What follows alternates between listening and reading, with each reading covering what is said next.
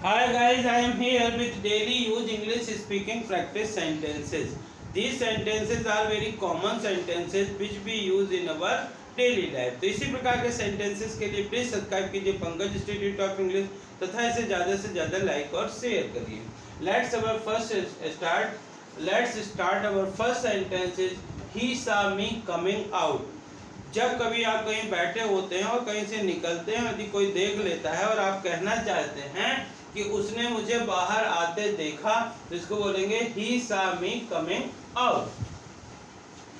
कभी sometime it happens that आपको कहीं जाना होता है, कभी कभार ऐसा होता है कि आपको कहीं जाना होता है लेकिन किसी प्रोग्राम को भी अटेंड करना होता है, तो आप उसके पहले ही बता देते हैं.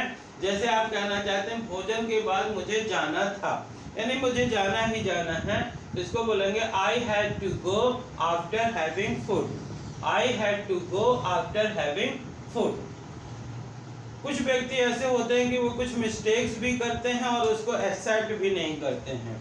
जैसे मान लीजिए किसी व्यक्ति ने झूठ बोला और उसका जब झूठ पकड़ा जाता है तो वो यही कहता है कि मैंने बस झूठ ही तो बोला था, मैंने बस झूठ ही तो बोला था. I just lied only. I just lied only. यानी उनके लिए झूठ बोलना एक छोटी सी बात है.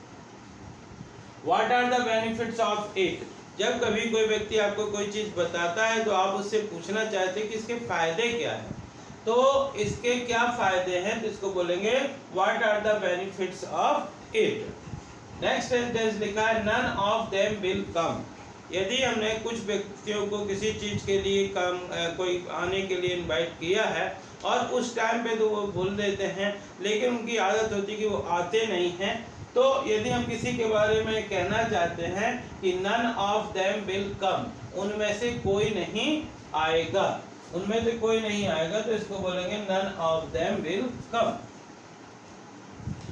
उसने मुझे किसी के पास किसी को नहीं भेजा था बल्कि वह स्वयं आया था. यदि हम ये कहना चाहते हैं कि वह स्वयं मेरे पास आया, तो इसको बोलेंगे he himself came to me. He himself came to me. और कभी कभार किसी व्यक्ति पर आप बहुत ज़्यादा डाउट करते हैं लेकिन वास्तव में वैसी कंडीशंस होती नहीं हैं, तो जब इस प्रकार से बात आपको समझ में आती है कि हाँ मेरी गलती थी, तो आप कहते हैं मुझे माफ़ करना, मैंने आप पर शक किया, मुझे माफ़ करना, मैंने आप पर शक किया. I am sorry, I doubted you, I doubted you. When will you come again? जब कोई व्यक्ति हमारे घर के हमारे यहाँ से कहीं जाने लगता है या आप कोई भी गेस्ट आकर के जब वापस होने लगते हैं, तो जनरली हम ये पूछना चाहते हैं कि आप फिर कब आएंगे, तो इसको बोलेंगे When will you come again?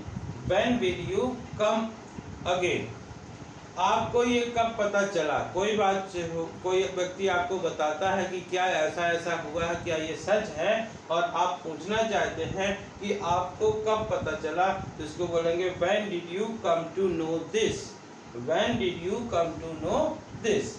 और कभी कभार कोई व्यक्ति बहुत ज़्यादा ऊपर उधार हो जाता है, कर्जा हो जाता है, हम पूछना चाहते हैं कि आप कर्ज में कैसे फंस गए, तो इसको बोलेंगे How did you get into debt? How did you get into debt?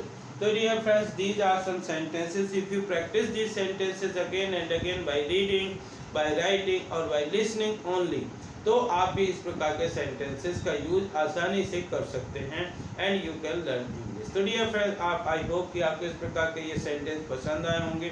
यदि पसंद आए तो इन्हें ज़्यादा से ज़्यादा लाइक करिए, शेयर करिए, और यदि आप चैनल पर नए हैं तो प्लीज़ इसे सब्सक्राइब करिए, बेल आइकन को प्रेस करिए, ताकि इस प्रकार के वीडियो जब भी अपलोड हों तो उनका नोटिफिकेशन आप तक पहुँच सके. Thank you for watching.